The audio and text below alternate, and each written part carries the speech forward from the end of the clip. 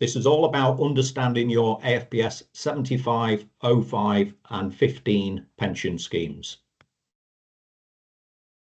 The White Ensign Association is a naval charity, and we support serving reservists, veterans and family members of the Royal Navy, Royal Marines and Royal Fleet Auxiliary community.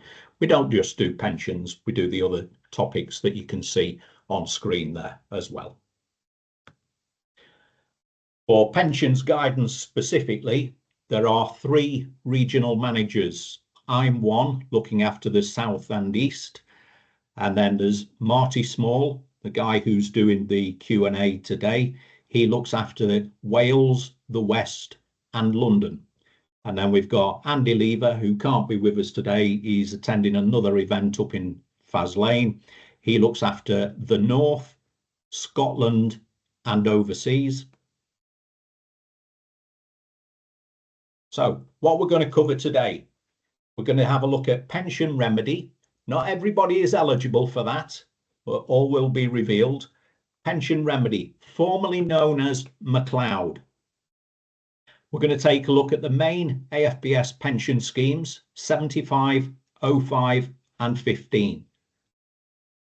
We'll take a look at what is EDP, early departure payments. It is not pension, so what is it? We'll discuss resettlement grants.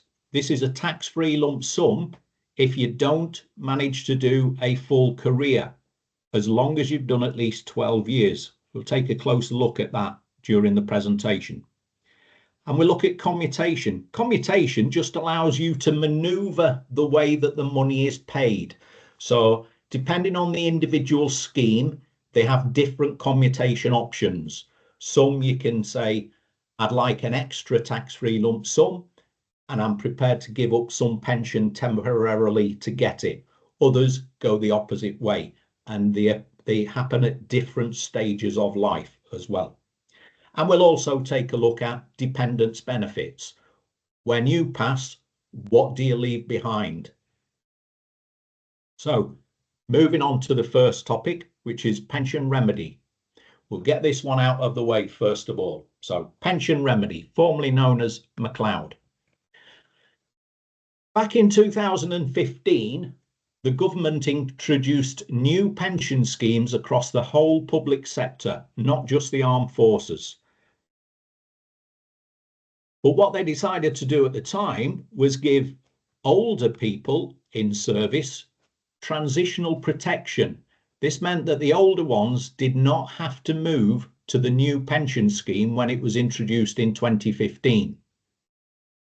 However, that was contested at employment tribunals, that transitional protection gave rise to unlawful discrimination on the grounds of age. The government lost the case. The employment tribunal ruled against them and ordered the government to remove that discrimination. The solution that the government came up with is known as remedy. So, pension remedy. To be eligible for pension remedy, you had to have been in service on or before the 31st of March 2012. So anybody who joined up after the 31st of March 2012 for the first time, you are not eligible for pension remedy. So you can dismiss the next few slides. If you were in service on or before the 31st of March 2012, and crucially, you were also in service on or after the 1st of April 15, and you didn't have a break in service of more than 5 years, then you are eligible for pension remedy. Remedy had to be delivered in 2 stages. First of all, they needed to make sure everybody was being treated the same. So the first step was all those older people who were notified that they had transitional protection and did not move on to the new scheme in 2015 were informed by letter that they were moving on to AFPS 15 on the 1st of April 2022. So from the 1st of April 22, no more age discrimination. Everybody in service from that date forward is on AFPS 15. That was the first step in remedy. The second step was implemented on the 1st of October 2023. Those keen-eyed amongst you will have noticed that on your JPA account, when you look at pension scheme membership, it suddenly said that you didn't join AFPS 15 until 1st of April 22. You stayed on your legacy scheme, 75 or 05, until 31st of March 22. That was the second stage, and that was implemented on the 1st of October 23. All in-scope personnel who are still serving were automatically rolled back on that date to their legacy pension scheme. So AFPS 15 now started for those with remedy on the 1st of April 22.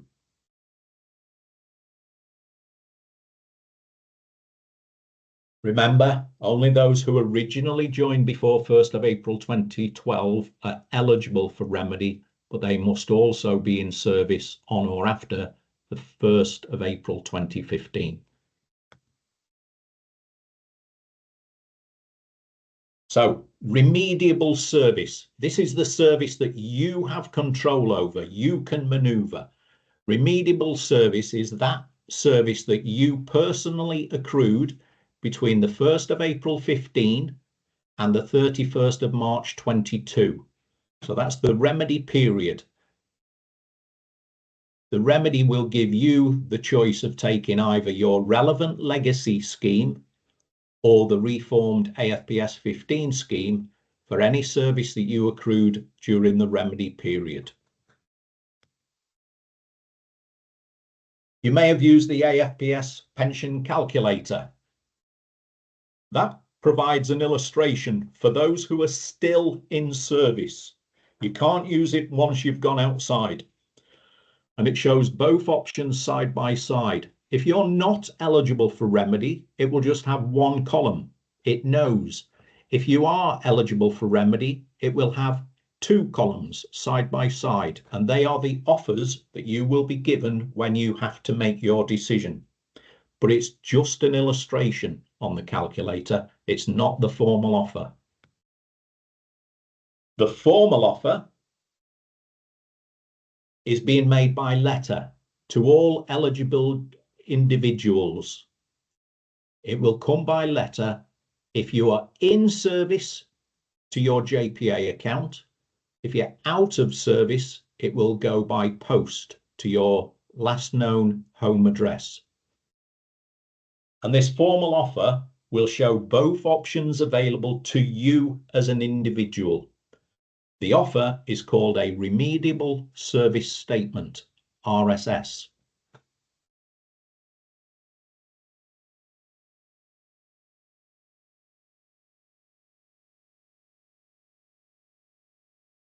So there's a little pictograph of a RSS.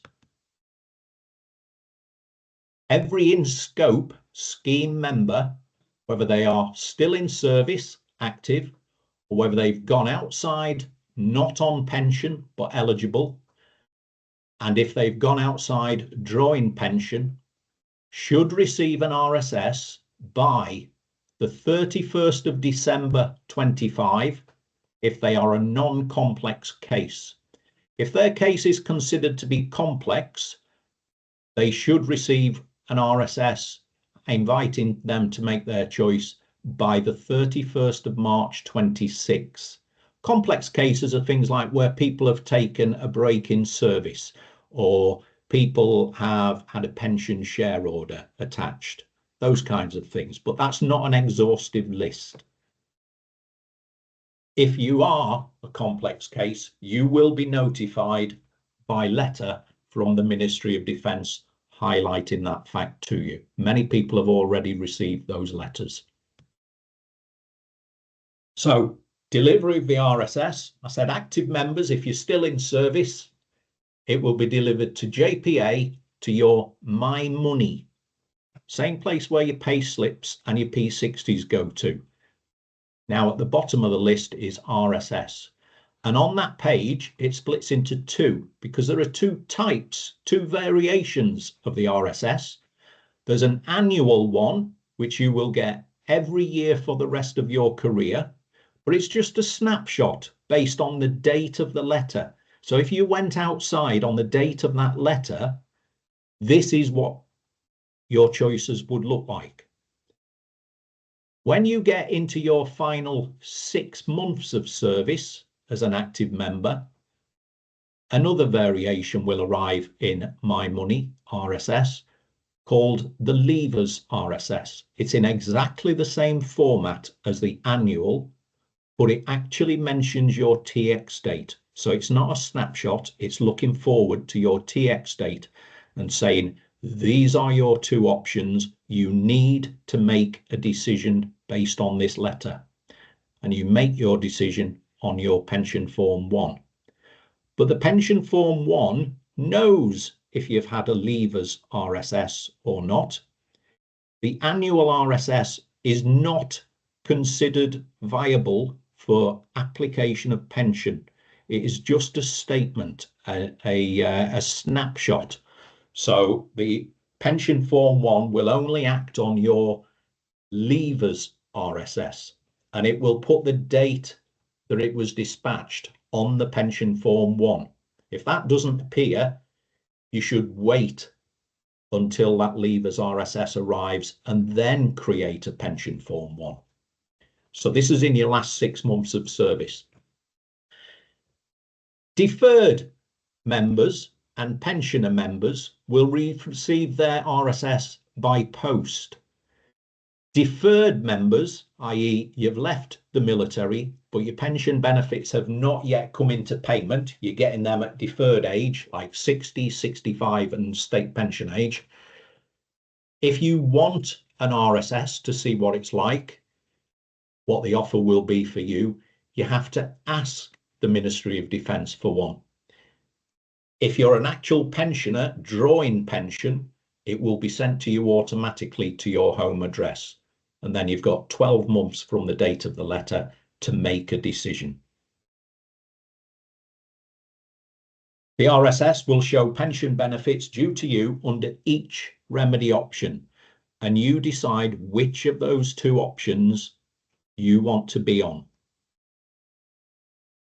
The exact composition of the statement will differ between members, but broadly, it gives a description and calculation of the benefits available under the legacy and the reform schemes.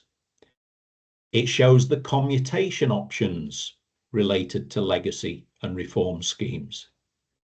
It shows details of any voluntary contributions you may have made to your pensions. And it details any pension share orders if your pension has been shared in a divorce court.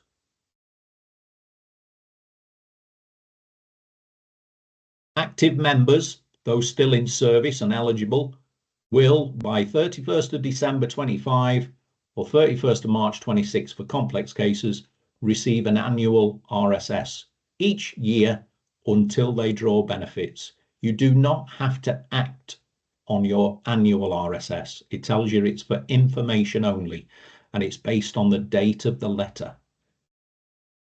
And as I said, deferred members may request an RSS once a year. So, when do you get to choose? So you choose which package you want to be on when the first benefit is due, whether that be EDP or pension. You make your decision then, and they have to get the offer to you, the RSS. So veterans who are drawing pension or EDP currently, if those payments were already in payment prior to the 1st of October 23, you will take an immediate choice. You should receive an RSS by the 31st of December or 31st of March next year. You will then have 12 months to make an election. So it's up to how you feel comfortable. If you haven't received one and you're getting close to the date, you may wish to start ringing the JPAC to ask, where's your RSS? Now, when you receive your RSS, you make your choice on that form, that hard copy form, because you're a veteran who's gone outside on pension or EDP. And then they will backdate what you want to the date of your TX date. Now, you may see on the RSS in this situation that if you opt for alternative benefits, you might actually owe them some money, or they may owe you some money. Be careful with that. Okay. And then you tick and sign which one you want to go on and send it off in the post, but don't chuck it in the post box. Take it into a post office and ask for it to be sent signed for, to make sure that it gets to the JPAC. And on that, do the MOD have your updated contact details? Because they can only send things to the address that they have on file. Now, deferred members, so those who go outside and haven't done enough years to get EDP or pension paid immediately, again, make sure the MOD have got your updated contact details. But you make your decision when the first benefit is due to be paid. If they've got the correct contact details for you, you should receive your RSS before you're due to receive those benefits. Okay, and remember, you can ask for an RSS once a year if you're a deferred member. If you're still in service and you're in scope, you are rolled back on the 1st of October 23, and you will start seeing RSSs being issued. The leavers RSS is based on your TX date. So if you're going outside in 5 years, you're not going to get one yet. You're just going to have to make do with the annual RSS every year until then. When you're in your last 6 months of service, they will send a leavers RSS to you, and it's actually based on your TX date rather than a snapshot. So that's remedy. We will mention it from time to time during the remainder of the presentation. Now we'll look at the 3 individual schemes. So first of all, we've got AFPS 75. This was introduced for regulars only, not reservists, for regulars only. And it was introduced a long time before 1975, and it was just called AFPS. But commencing in 1975 to 1988, they started tinkering with it to make sure that people who didn't serve a full career would get some pension benefits deferred. Okay, so since 1988, AFPS 75 has been as we all know it today. So other ranks, you have to serve at least 22 years from the age of 18 or entry if you were already 18 plus to get immediate pension and a lump sum. The lump sum is 3 times the value of the immediate pension. For officers, you have to do at least 16 years from the age of 21. And again, immediate pension and a lump sum of 3 times the value of the pension. If you don't do that amount of time, you get a deferred 75 pension, which pays at the age of 60 for any service that you completed before April 2006. And then a top up at age 65 for the service that you completed on AFPS 75 from 2006. So both of those occasions, you get an income and a lump sum.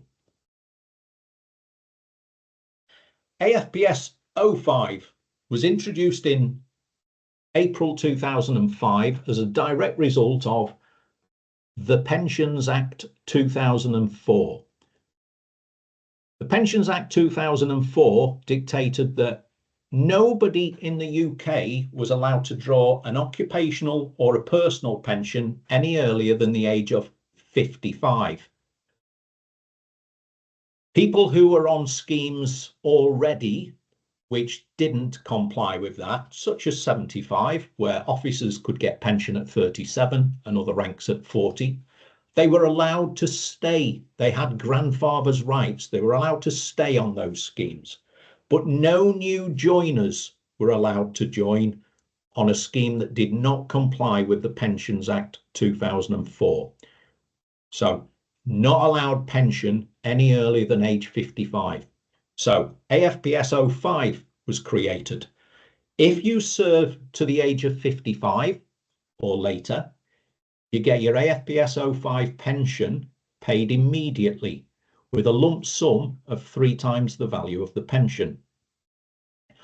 Otherwise, if you leave before the age of 55, you don't get your 05 pension until you reach the age of 65. And once again, it's the pension multiplied by 3 for a tax-free lump sum.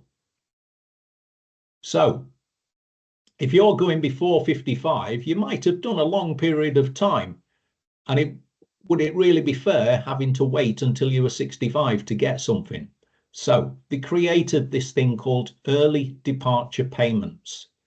It's a temporary package put in place if, when you leave, you've done at least 18 years service from the day you joined, regardless of how old you were, and as long as you are at least 40 years of age on your first day as a civvy, known as the 1840 point, AFPS 05.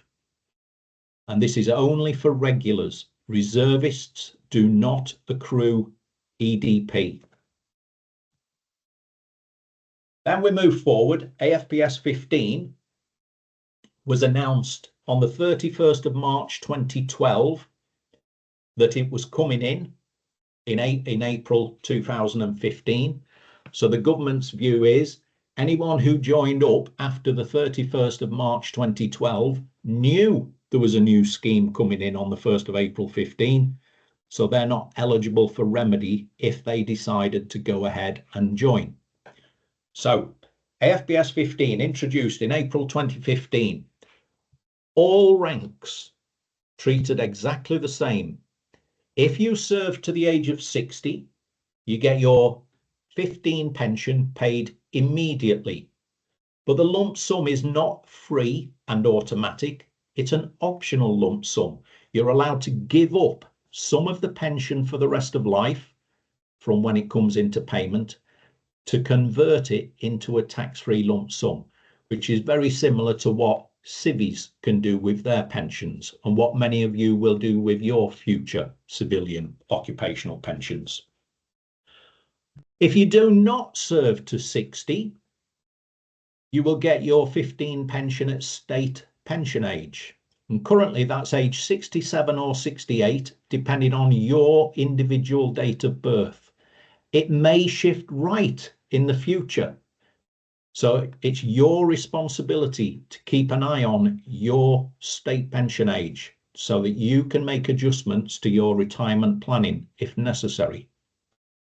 So like the 05, they introduced this early departure payment scheme, and it's very similar, but it's fine-tuned because remember 15 was all introduced because the government said the UK taxpayer can no longer afford these gold-plated public sector pension schemes. So it's cheaper. So instead of having to do 18 years service, you've got to do 20 years service from the date you joined. Doesn't matter if most of that time was on a different pension scheme like 05 or 75, it all counts. So you've got to do at least 20 years, but you must still be at least 40 when you leave. So if you leave between 40 and 60 and you've done at least 20 years, you will get AFPS 15 EDP. Regulars only. So a bit of a deeper look at 75. It's a final salary scheme based on your rank. So all chiefs get the same pension. It just varies by the number of years you've done. All admirals get the same pension. It just varies by the number of years you've done.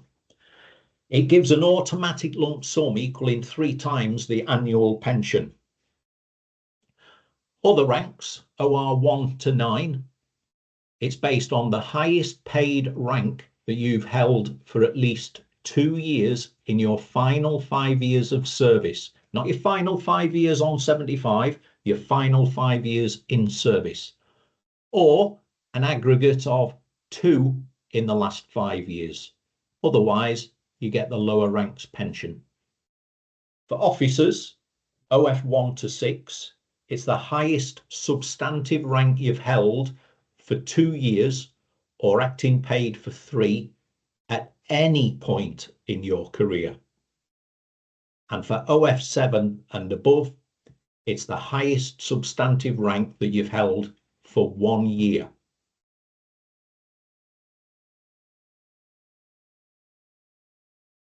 Now, those officers on AFPS 75 who joined up as other ranks, so SUYs and LEs, remember, officers only accrue pension from 75 from the age of 21. If you joined up as another rank, you started at 18. They take 3 years away from you. You're only counting from age 21 if you become an officer. And secondly, if you joined as another rank and became an officer, you have to spend at least 5 years as an officer to be treated as an officer by AFPS 75. If you don't hit that 5 years, you will be treated as another rank.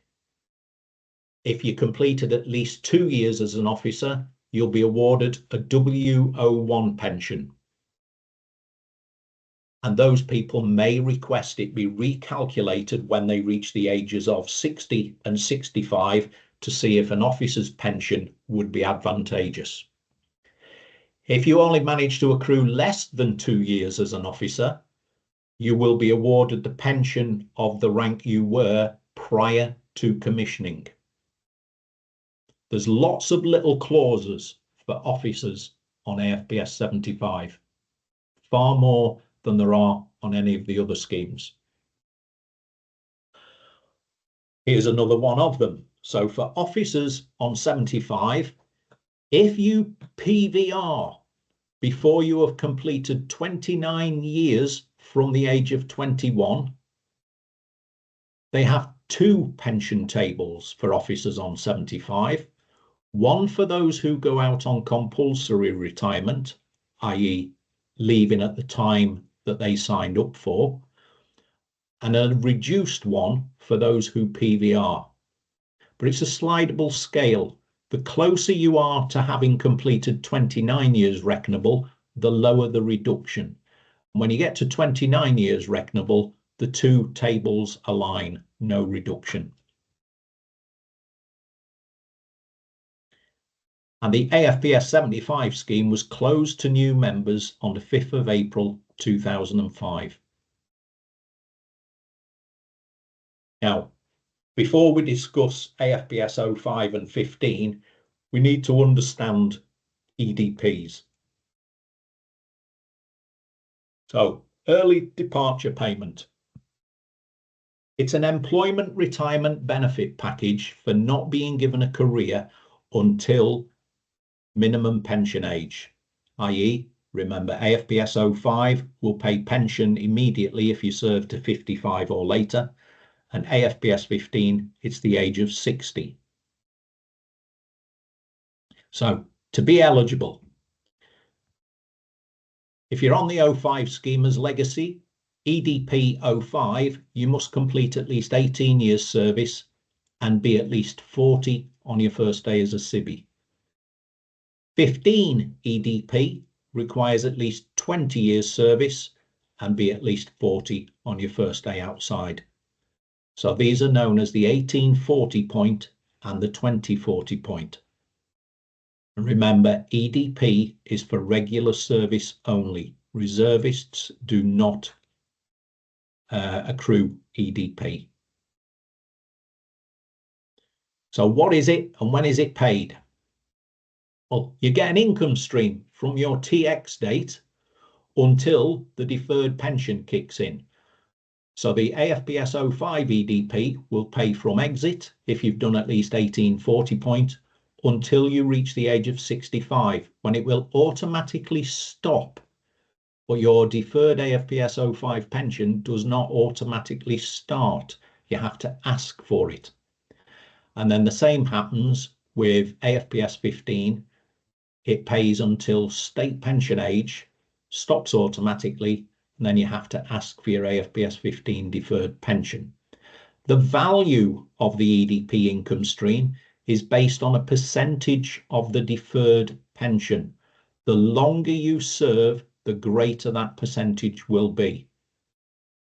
It also comes with a tax-free lump sum at the time of your TX, based on the value of the relevant pension. So EDP 05 lump sum is 3 times the value of the deferred AFPS 05 pension. So you're going to get that lump sum twice. You get it as EDP lump sum, and then again at 65 when your 05 pension kicks in. And the EDP 15 lump sum payable at exit is 2.25 times the value of the deferred pension. So moving on now to AFPS 05. All ranks are treated the same. You accrue pension from the day you join, regardless of how old you were. It is another final salary pension scheme, and it's calculated based on the greatest amount of pensionable earnings over 365 consecutive days in your last 3 years of service. So 05 might have stopped and you moved on to the 15, and then you get a few more promotions. Your 05 pension is still going to benefit, like the 75 does. It continues. Accrual is from the day you joined, regardless of age. And the 05 pension gives an automatic lump sum of 3 times the annual pension. If you leave at or after 55, then the pension and its lump sum are paid immediately. If you leave before 55, then you get your pension and lump sum at 65, and you qualify for early departure payment because you've hit the 1840 point and you're under 55. So you get the income until 65 and a lump sum straight away. And this scheme was closed to new members on the 31st of March 2015. So AFPS 15. Again, all ranks are treated the same. It's a career average revalued earnings scheme. It's not rank dependent, but obviously the higher the rank you are, the more salary you're going to get. It's based on your basic salary on the 1st of April each year that you're on the scheme. And once that year's gone, they take into line the average weekly earnings index to make it grow. Okay, so it's growing throughout your career. You accrue pension 15 from the date of joining, regardless of age. And this one is the only one that isn't an automatic lump sum, it's an optional lump sum. At the time that that pension, not EDP, the pension is due to come into payment, for every £1 of that pension that you're prepared to give up for life, they'll give you £12 as a tax-free lump sum in return, up to a maximum. And they're trying to mimic what happens with modern civvy pensions, who are allowed to take 25% of a pot, but there is no pot with public sector pensions, so they came up with this. Give up £1 of pension for life, we'll give you £12 in return. So if you leave at or after 60, the pension and optional lump sum become available immediately.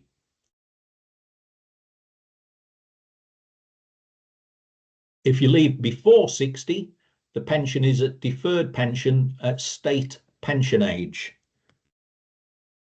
But if you've done at least 20 years and you're at least 40 when you leave and under 60, you qualify for 15 EDP, giving an income and a lump sum at the time that you go outside.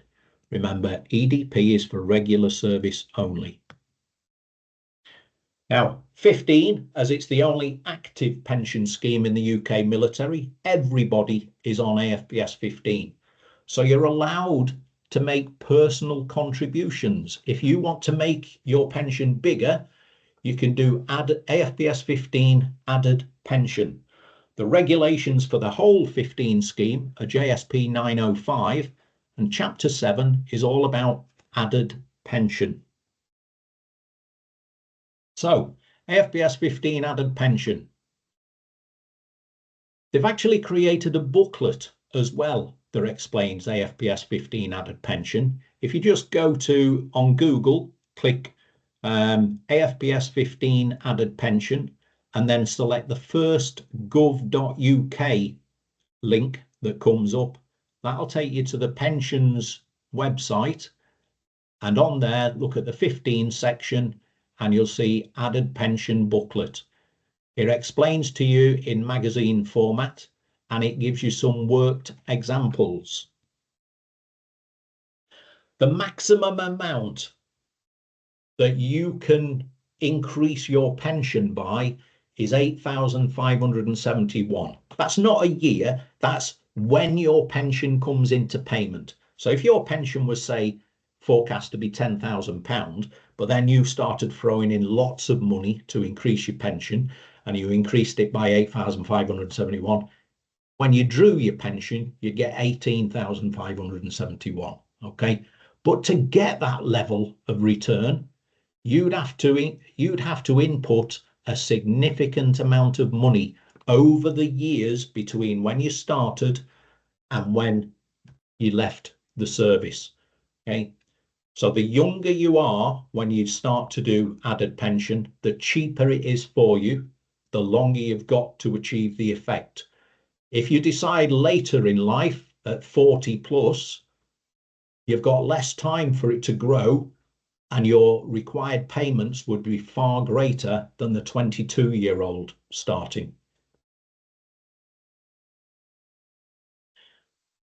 A good point about added pension is it also increases the value of your EDP income and lump sum, because remember, AFPS 15 EDP, the income is based on the pension that you're going to get later. So if you're increasing the pension, you increase the EDP. So you're increasing your taxable income between leaving at 40 potentially and state pension age. And then the lump sum, the tax-free lump sum, is also based on the deferred pension. It's 2.25 times the deferred pension. So if you increase the pension, you're increasing your tax-free lump sum as well. So when you inquire about doing added pension, they will ask, do you want to just increase your benefits, or do you want to increase yours and your dependents' benefits? If you go for the latter, it's obviously more expensive because it's going to be paying out for a lot longer. Okay, so it's cheaper to just do your benefits. The minimum contribution that you're allowed to make is £300 a year. If you did that by deduction from earnings over a full 12 months, that's just £25 a month. But you won't notice £25 a month go missing, because doing it by deduction from earnings is tax efficient. So if you paid in £100 a month and you're a basic rate taxpayer, you'd only notice 80 quid has gone.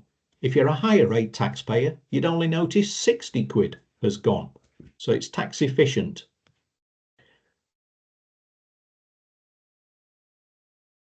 But if you paid it by lump sum, that's not initially tax efficient. You have to go personally, you have to contact the HMRC and ask for the tax back on any lump sum contributions that you've made. AFPS 15 added pension is an annual contract. Each contract lasts for just 1 year, and nobody is going to come back to you and say, because you did it last year, you've got to do it this. It's entirely up to you. So you can take gaps. You can do one this year and then leave it a year or two and then do it again. Okay. Individual contracts. And you ask for a quote. So when you've been through the added pension booklet and you've used the illustrator that they've got to check your sums, you can ask for a quote using a pension form 6. And they come back and tell you exactly what that will buy you. If you're happy with it, you then fill in a pension form 6A saying that pension form 6 that I did recently, make it so. And I mentioned an illustrator. It's now up and running and you'll find it at the same place where the added pension booklet is. So you can play around on there. If I pay in X amount of money at a certain age, it will eventually give me Y. And you can tinker with the figures before you submit a form 6. Right, I'm going to take a pause there for a moment and see how Marty's getting on. How are you getting on with the QA, Marty? Very busy on the QA. Can everyone please, as Dave said from the beginning, I know everyone's got loads of questions and I'm more than happy to jump in and help as much as possible. But a lot of the questions that are coming through, Dave will cover or he's already covered. There's a couple of highlighted points I'd just like to cover while Dave has a pause. That's a commonly asked question. And the question is coming up a lot. What is the difference between an annual RSS and a benefits information statement? In short, the benefits information statement is a snapshot on your birthday that year of what's in your pension pot. And this is on current mix with your legacy scheme up until the 31st of March 22. If the EDP box is empty on your BIS, this means that you haven't been in for 20 years and you're not age 40 on the 15 scheme. So it's going to be blank. The annual RSS is a pension forecast on that day of the letter, not at your TX date. And the difference between the BIS and the RSS is the RSS will show you the comparisons if you're in scope for the remedy. Only people who are in scope for the remedy will receive an RSS. So if you're not in scope for the remedy, you will not receive a remedial service statement. That is all, Dave. Okay, thanks, Marty. And just an extra little bit on there. If you are eligible for pension remedy, there's no point in looking at your BIS. Just look at your annual RSS. It explains it in a nicer format. Okay, but if you're not eligible for remedy, unfortunately, you've got to make do with the BIS. Okay.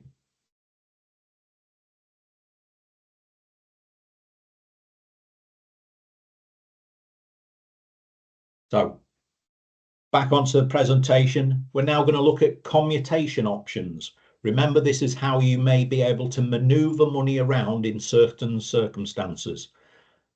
There are 4 commutation options across the board, but they only apply to their own individual schemes. So the first one is AFPS 75 resettlement commutation. This is for those who are leaving on immediate 75 pension only. So officers have done at least 16 years from 21. Other ranks have done at least 22 years from age 18. And you must be under the age of 55.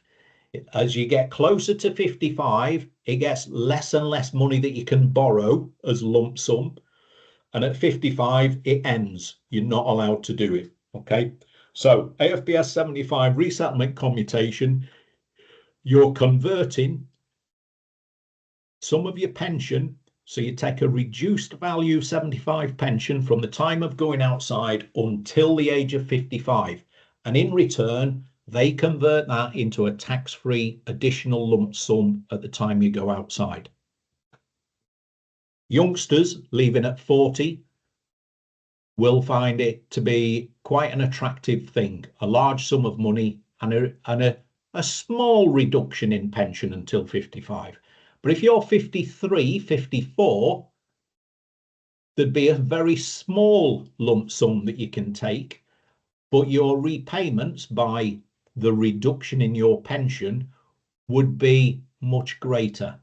You will always pay back more than you borrowed.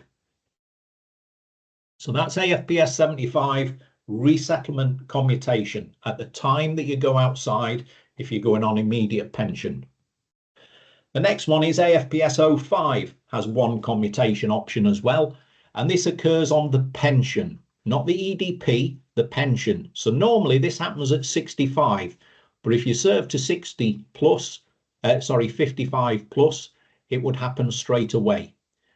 On this one, your pension lump sum, which is 3 times the value of the pension, you can give up some or all of that lump sum in return for your 05 pension to be enhanced for the rest of life. So you're giving up tax-free lump sum to get more taxable income for the rest of life. That's AFPS 05 pension. If you've already reached the age of 55 and you're still in service, when you go on a pension calculator, it will actually show you those values on the calculator under the commutation section. It does for the 75 as well, regardless of what age you are, okay? But if you're under 55, the 05 pension commutation will just show zeros on the calculator because it's too complex. The next one is AFPS 15 EDP. So if you've done at least 20 years and you're at least 40 and you're under the age of 60, you leave on AFPS 15 EDP, which comes with a taxable income stream until state pension age and a tax-free lump sum. If you give up every single penny, this one is not a slidable scale. If you give up every single penny of your EDP lump sum from the 15 scheme, they will enhance your taxable 15 EDP income from the time of going outside until state pension age.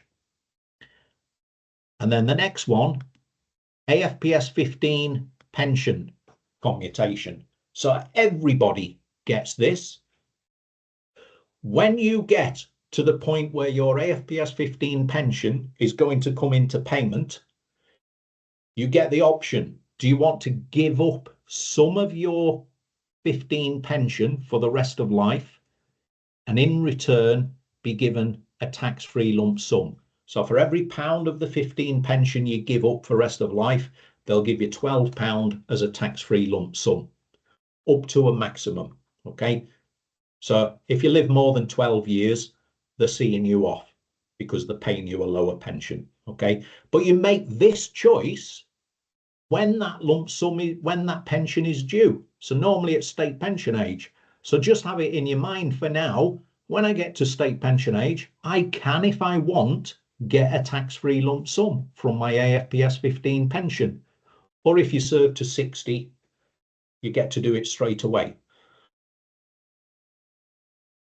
Dependents benefits. So what happens with your pensions when you eventually die, which you will do one day? And 9 times out of 10, females live longer than males, okay? So if you're a male, you need to talk to your other half to make sure they understand what they're due when you pass, okay? So the 3 schemes have slight differences. So AFP, for your partner to be eligible on AFPS 75, they must be married or in a civil partnership with you at the time of your death. And if so, they can get up to 50% of your 75 pension in their name, their bank account for the rest of their life. They just have to notify the Ministry of Defence that you've passed, and then they'll give them some paperwork to do. Okay. AFPS 05 and 15, you do not have to be married or in a civil partnership at the time of death. It's just a long-term exclusive relationship at the time of death. And it pays more. It pays up to 62.5%. But there's an asterisk next to this. If somebody is on the 05 or 15 scheme or both, if they are still married and have moved on to a new relationship, it is the person that you are legally married to who will get that. Okay, so you need to get the divorce sorted out eventually. A long-term exclusive relationship can be done by ring on finger or joint names on a mortgage or rent book. You pay the gas, they pay the electric, you had kids together, everybody knows we're in a relationship. It's very simple, okay? Children might also be eligible. All three schemes exactly the same. For a child to be eligible, they must be under the age of 23, but it's only payable if they are still in full-time education, including university or vocational training. They get the remainder of the package. Okay, so the remaining 50% of 75 and the remaining 37.5% from 05 and 15. But no individual child can draw more than 25% unless there is no eligible partner. Then an individual child can get up to 33%. As and when an individual child becomes no longer eligible, it's recalculated with the remaining children. If you were to die in service, AFPS 15 is your active pension scheme, and it pays the AFPS 15 death in service benefit lump sum. A tax-free lump sum of 4 times your pensionable salary on the day you died in service. Whether you're on duty or off, whether you're deployed, whether you're on leave, whether you're in civvies, it doesn't matter. If you are in service, they will get paid this lump sum of 4 times your pensionable salary. So you should really be considering that when you're looking at how much life insurance do you want to get.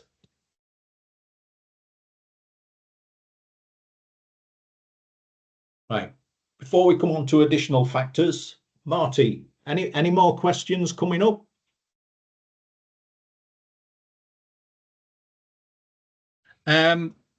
Nothing that I need to share with the forum, Dave. Just Okay. if I can ask everyone to be patient. There's a lot of questions come in, and I will get round to them as soon as I can. Okay, thanks, Marty. Right, so we've done the main part of the presentation now. Now there are additional things that might affect your individual package, such as index linking. Once you get a pension or EDP in payment, it pays at the same rate. It doesn't go up by inflation at first until you get to the age of 55. And then it becomes index linked to CPI inflation going forward. It will go up every April using the previous September's figure every year for the rest of the time that is in payment. Okay? If you go outside before 55, you've got to wait until 55. Your 55th birthday is a very good birthday to have for veterans who left on immediate benefits. It's all backdated, so they look at all the CPI rates for September every year since you left, roll them up and give them on your birthday. And then from 55, it'll go up every year by inflation. Early payment of deferred pensions. So there are 2 ways of this. If you get declared as ill health, reduced life expectancy, your pension can be brought forward at its full value and paid immediately.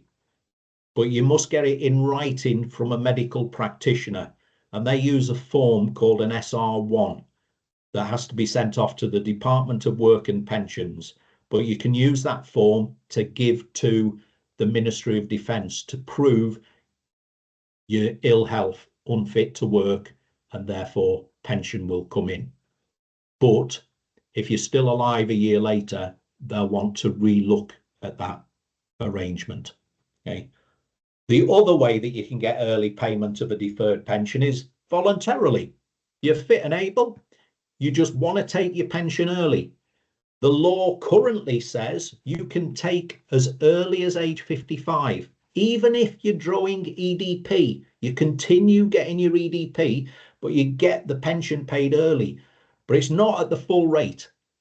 The pension will be what's called actuarially reduced. The earlier you take it, the lower in value it will be, and it will never recover back to the full value again. So you've got to be really, really careful about choosing to do that one. Pension savings taxation. So annual allowance. The government says your pension can grow by £60,000 in a year. If it grows by more than that, you may get a tax bill. So if yours does grow by more than that while you're still in service, you'll get a letter from the Ministry of Defence in around about October. It is vital that you act on the instructions contained in that letter. Do not ignore it, because eventually, if you do get if you are due a tax bill from it, HMRC will find out and they will slap you with tax penalties as well. So it's really important. Don't bury your head in the sand. You must act on that letter straight away. It is not a definite you're going to get a tax bill. I've seen plenty of people who don't get tax bills from it, because you can use up to the 3 previous years' unused allowance to mitigate the tax charge. And then the other one, we used to have lifetime allowance, where all of your pensions added together and multiplied by 20 came to, and if you were over that, £1.0731 million allowance, you got a tax bill. But they've binned that, and it's been replaced by lump sum allowance. Lump sum allowance is £268,000 at the moment. Who knows if it'll ever go up, or will it come down? There's a lot of speculation in the press at the moment that she might be planning to bring it down. So whenever a pension, not EDP, whenever a pension comes with a lump sum and you take it, it takes a bite out of your lump sum allowance. The lump sum allowance doesn't then grow again. You've taken a nibble out of it, and then you've got what's left for any future pension lump sums that you might choose to take. Then we get the effects of divorce. EDP is not pension, so it should not be shared in your divorce. It's yours. Pensions can be shared in a divorce. Okay, so if you're going through divorce and you get told you've got to get a valuation, you fill in a Form 19, you get the valuation eventually. There are horrendous delays in getting these CEVs through to people. If an actuary is appointed to work out the true value of yours and theirs pensions, you have to pay for that, but you must make sure that the actuary knows EDP is not pension and is not to be shared. The divorce court just looks on EDP as another income stream, like a job.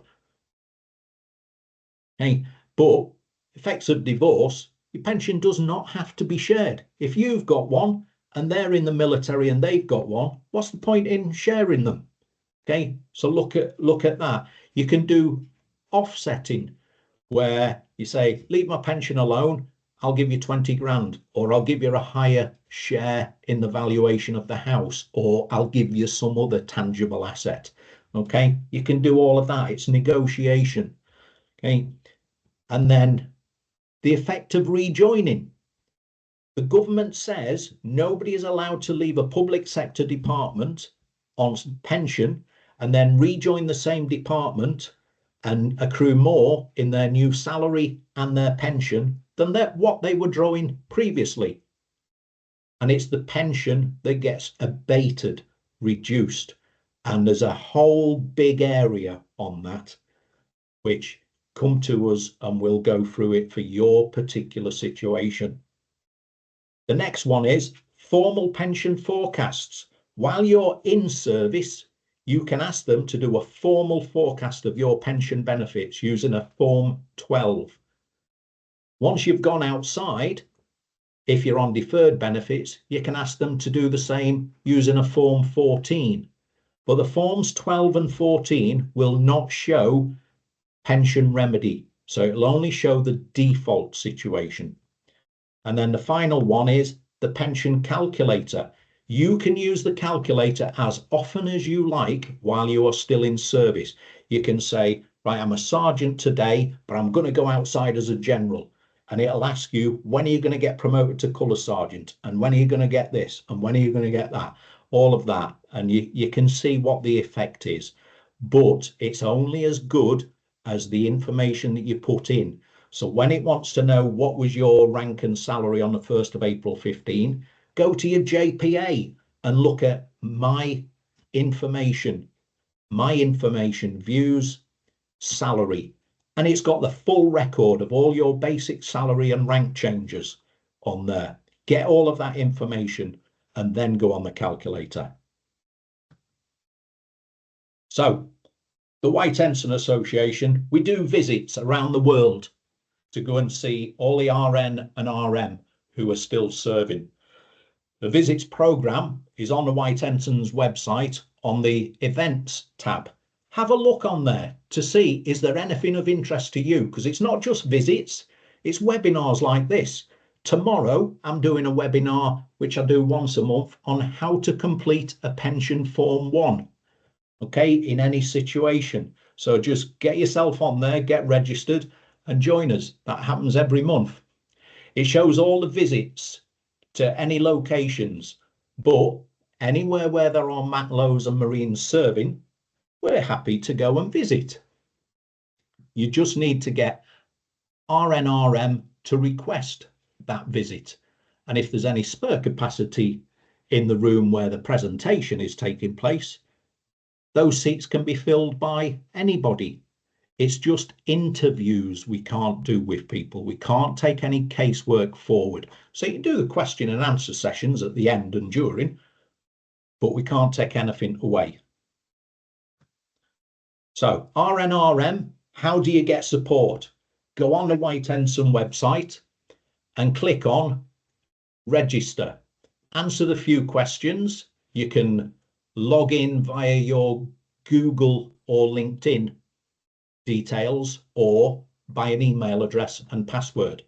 And once you're logged in, you can click on any of the Get Support buttons that are on the website and ask for support on your pension or on family law or on financial advice, etc., or employment. And you can ask as many questions as you like. So that's the end of the presentation.